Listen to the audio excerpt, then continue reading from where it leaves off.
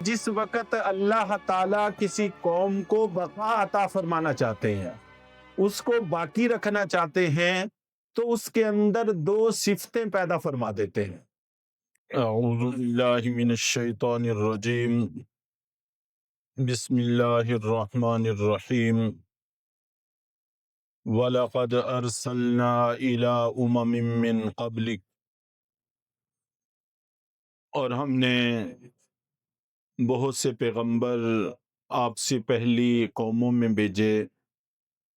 فَأَخَذْنَاهُمْ بِالْبَأْسَاءِ وَالضَّرَّاءِ، پھر ہم نے ان کو گرفتار کر دیا مصائب میں اور تکالیف میں۔ لَعَلَّهُمْ يَتَضَرَّعُونَ، تاکہ وہ عاجزی اختیار کریں۔ بأسا اور ذرہ دو لفظ استعمال کیے ہیں۔ بأسا سے مراد ایسی تکالیف، ایسی پریشانیاں، ایسی آفتیں ہیں جو انسان کے بدن کا حصہ نہیں ہیں بلکہ خارجی ہیں، جیسے مثال کے طور پر سیلاب آ جانا، طوفان آ جانا، قحط سالی ہو جانا، دشمنوں کا تسلط ہو جانا، مالی تنگی کا سامنا ہو جانا، اور اس طرح کی مہنگائی وغیرہ، یہ مصائب اور آفات، تکالیف بأسا کہلاتی ہیں۔ چنانچہ بہت ساری قوموں کو اللہ تعالیٰ نے آسمانی عذابوں میں گرفتار کیا، ان پر پانی کا عذاب آیا، آندھیوں کا عذاب آیا، تو مختلف طرح کے عذاب ان پر آئے۔ اور ذرہ ایسی مصیبتوں کو کہتے ہیں جو انسان کے بدن کے اندر ہوتی ہیں، جنہیں ہم بیماریوں سے تعبیر کر سکتے ہیں۔ چنانچہ جب اللہ تعالیٰ کو ناراض کیا جاتا ہے، جہاں باہر سے آفات پھوٹ پڑتی ہیں، انسان کے اندر بھی نت نئے امراض، نئی سے نئی بیماریاں پھوٹ نکلتی ہیں، تو اللہ تعالیٰ جب پیغمبروں کو بھیجتے ہیں، پھر اگر ان کی اطاعت کر لی جائے تو اللہ دنیا میں بھی راحت عطا فرما دیتے ہیں اور آخرت میں بھی راحت عطا فرما دیتے ہیں، اور اگر ان کی نافرمانی کی جائے تو پھر دنیا بھی تنگ ہو جاتی ہے اور آخرت کے مسائل تو بہرحال اپنی جگہ ہیں۔ تو اللہ تعالیٰ جب انسان پر طرح طرح کے عذاب بھیجتے ہیں، چاہے وہ اندرونی ہوں چاہے بیرونی ہوں، تو مقصد یہ ہوتا ہے کہ ان کے اندر تضرع پیدا ہو جائے، عاجزی پیدا ہو جائے، یہ پلٹ آئیں، اللہ کی طرف رجوع کر لیں۔ لیکن اگر ایسا نہیں ہوتا تو پھر اللہ رب العزت ڈھیل عطا فرما دیتے ہیں۔ اگر ڈھیل کی شکل میں بھی انسان نہیں سنبھلتا، پھر اچانک اللہ کی طرف سے گرفت آ جاتی ہے، پکڑ آ جاتی ہے، اس کا بھی آگے تذکرہ ہے۔ فَلَوْلَا إِذْ جَاءَهُمْ بَأْسُنَا، پھر ایسا کیوں نہیں ہوا کہ جب ان کے اوپر مصائب آئے، تضرعوا، تو یہ عاجزی اختیار کرتے، وَلَٰكِنْ قَسَتْ قُلُوبُهُمْ، لیکن ان کے دل سخت ہو گئے، پہلے سے بھی زیادہ ہٹ درمی اور ضد میں آ گئے۔ وَزَيَّنَ لَهُمُ الشَّيْطَانُ مَا كَانُوا يَعْمَلُونَ، اور شیطان نے ان کے برے کاموں کو خوبصورت بنا کر ان کے سامنے پیش کر دیا۔ چنانچہ جو آدمی جس کام پہ بھی لگا ہوا ہے وہ اسی میں مطمئن ہے، مگن ہے، اور یہ شیطان کا وہ جال ہے جس کا یہاں پر تذکرہ کیا گیا ہے کہ شیطان اس کے سامنے اس کی باتوں کو، اس کے اعمال کو، چاہے وہ کتنے ہی غلط کیوں نہ ہوں، خوبصورت بنا کر اس کے سامنے پیش کرتا ہے، جس کی وجہ سے انسان رجوع نہیں کرتا۔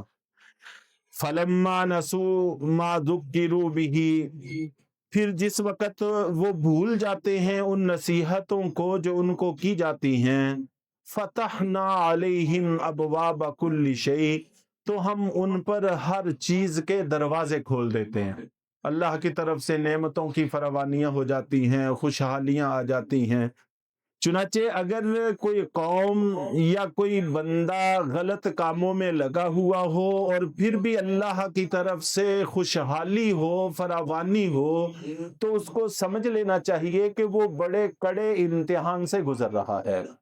تو اس لیے اللہ تعالیٰ بسا اوقات تنگیاں ڈال کے، مصائب ڈال کے انسان کو متنبع کرتے ہیں، اور کبھی کبھی اس کو خوشحالیاں عطا فرما کر بھی آزماتے ہیں۔ چنانچہ اس کو اللہ کی طرف سے عنایت اور نعمتوں کی برسات تو سمجھنا چاہیے، لیکن سمجھ کر اللہ کی طرف رجوع کرنا چاہیے، کسی دھوکے میں نہیں پڑ جانا چاہیے۔ مشرکین مکہ بھی دھوکے میں پڑے، وہ بھی یہ کہا کرتے تھے ہماری اولادیں، ہمارے اموال، ہماری خوشحالیاں، اگر اللہ ہم سے ناراض ہوتے تو یہ کیوں کر ہمیں حاصل ہوتا، لیکن یہ سراسر دھوکے کی بات تھی۔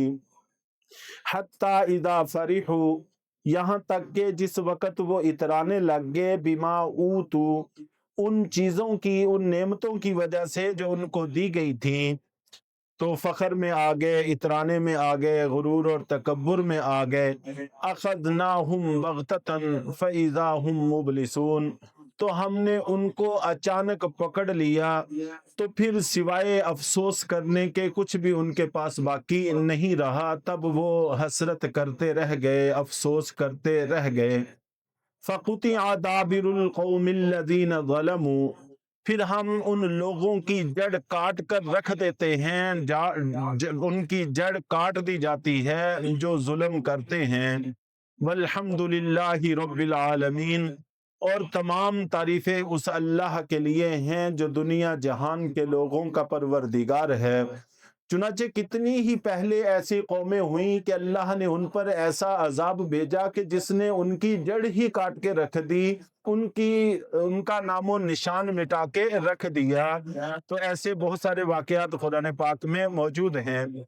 ایک موقع پر اللہ کے نبی صلی اللہ علیہ وسلم نے ارشاد فرمایا کہ جس وقت اللہ تعالیٰ کسی قوم کو بقا عطا فرمانا چاہتے ہیں، اس کو باقی رکھنا چاہتے ہیں، تو اس کے اندر دو صفتیں پیدا فرما دیتے ہیں۔ نمبر ایک کہ ان میں اعتدال آ جاتا ہے، میانہ روی آ جاتی ہے، وہ دائیں بائیں بھٹکتے نہیں ہیں، کسی معاملے میں افراط و تفریط سے کام نہیں لیتے، چاہے اپنے اعضاء جسم کے استعمال کا معاملہ ہو، مال کے استعمال کا معاملہ ہو، کسی سے تعلقات کا معاملہ ہو، ہر معاملے میں اعتدال کی راہ اختیار کر لیتے ہیں۔ یہ علامت ہوتی ہے کہ اللہ اس قوم کو بقا عطا فرمانا چاہتے ہیں۔ نمبر دو، ان میں عفت اور پاکیزگی پیدا کر دیتے ہیں۔ تو جب کسی قوم میں عفت اور پاکیزگی آ جاتی ہے، وہ حرام سے بچتا ہے، چاہے عزت سے متعلق ہو، چاہے مال سے متعلق ہو، کسی بھی چیز سے متعلق ہو، وہ عفت کا راستہ، پاکیزگی کا راستہ اختیار کرنے لگتے ہیں، تو سمجھ لینا چاہیے کہ اللہ اس قوم کی بقا چاہتے ہیں۔ اور اللہ کے نبی صلی اللہ علیہ وسلم نے فرمایا کہ جب اللہ تعالیٰ کسی قوم کی جڑ کاٹنا چاہتے ہیں، اس کو ختم فرمانا چاہتے ہیں، تو پھر ان کے اندر خیانت کے دروازے کھول دیتے ہیں۔ چنانچہ خیانت اتنی عام ہو جاتی ہے، اور خیانت چاہے انسان اپنے جسم کے اعضاء کے حوالے سے کرے، اپنی صلاحیتوں کے استعمال کے حوالے سے کرے، جس کو ہم بے حیائی سے تعبیر کر سکتے ہیں، اور مالی خیانتیں، وہ بھی ظاہر ہے کہ اسی چیز کا حصہ ہے۔ تو اللہ کے نبی صلی اللہ علیہ وسلم نے فرمایا کہ خیانتوں کے دروازے کھل جاتے ہیں، تو جس کی وجہ سے پھر اس قوم کا اختتام ہو جاتا ہے۔ تو بہرحال مسلمانوں کو چاہیے کہ اعتدال کا راستہ اختیار کریں اور عفت اور پاکیزگی کو اپنے اندر پیدا کریں۔ چنانچہ بہادر شاہ ظفر کے کچھ اشعار بڑے معروف ہیں اور اچھے مصلحت پر مبنی ہوتے ہیں۔ ان کا ایک شعر بہت ساری کتابوں میں لکھا ہوا ہوتا ہے کہ ظفر اسے آدمی نہ جانیے گا، ظفر اسے آدمی نہ جانیے گا، وہ ہو کیسا ہی فہم و ذکا، چاہے اس کا فہم، اس کی عقل کتنی ہی زیادہ ہو، وہ آدمی کہلانے کا حقدار نہیں ہے۔ کہ ظفر اسے آدمی نہ جانیے گا، خواہ وہ ہو کیسا ہی فہم و ذکا، جسے عیش میں یاد خدا نہ رہی، جسے تیش میں خوف خدا نہ رہا۔ جب اللہ نے خوشحالیاں عطا فرمائیں تو اللہ کو بھول گیا۔ قرآن پاک میں بھی ہے کہ ہم ان کو خوشحالیاں عطا فرماتے ہیں تاکہ وہ پلٹ آئیں، مصیبتیں نازل کرتے ہیں تاکہ وہ پلٹ آئیں، لیکن یہ ان چیزوں میں اور زیادہ جری ہو جاتے ہیں، اللہ کو بھول جاتے ہیں، اور اگر غصے میں آتے ہیں تو خوف خدا نہیں رہتا۔ تو اس لیے جسے عیش میں یاد خدا نہ رہی، جسے تیش میں خوف خدا نہ رہا، تو گویا کہ وہ آدمی کہلانے کا حقدار اور مستحق نہیں ہے۔ اور ایک اور شاعر نے ایک موقع پر بڑی مصلحت کی بات کہی ہے، زمین بدلی زماں بدلا۔ حالات بدلتے ہیں لیکن انسان خود کو نہیں بدلتا۔ اصل چیز یہ ہے کہ حالات کو دیکھ کر ہم خود اپنے آپ کو بدلیں۔ زمین بدلی زماں بدلا، مکین بدلے مکان بدلا، نہ تو بدلا نہ میں بدلا، پھر بدلا تو کیا بدلا۔ زمانے کے بدلنے سے، حالات کے بدلنے سے، مکان کے بدلنے سے کچھ نہیں بدلتا، انسان کے بدلنے سے سب کچھ بدلتا ہے۔ تو یہاں پر اللہ تعالی ہمیں اسی چیز کی طرف متوجہ کرنا چاہتے ہیں کہ انسانوں میں پہلے بھی یہی روش رہی ہے کہ انبیاء اکرام آئے، وہ ان کو بدلنا چاہتے تھے لیکن یہ نہیں بدلے، نتیجتاً تباہی ان کا مقدر ٹھہری۔ اور اے پیغمبر، ہم نے آپ کو بھی بھیجا ہے، آپ بھی اپنی محنت کر رہے ہیں، اگر بدل جائیں گے تو دنیا اور آخرت اچھی ہو جائے گی، اگر نہیں بدلیں گے تو تباہی اور بربادی ان کا مقدر ٹھہرے گی۔ اللہ تعالی ہم سب کو اپنی اصلاح کی توفیق عطا فرمائے۔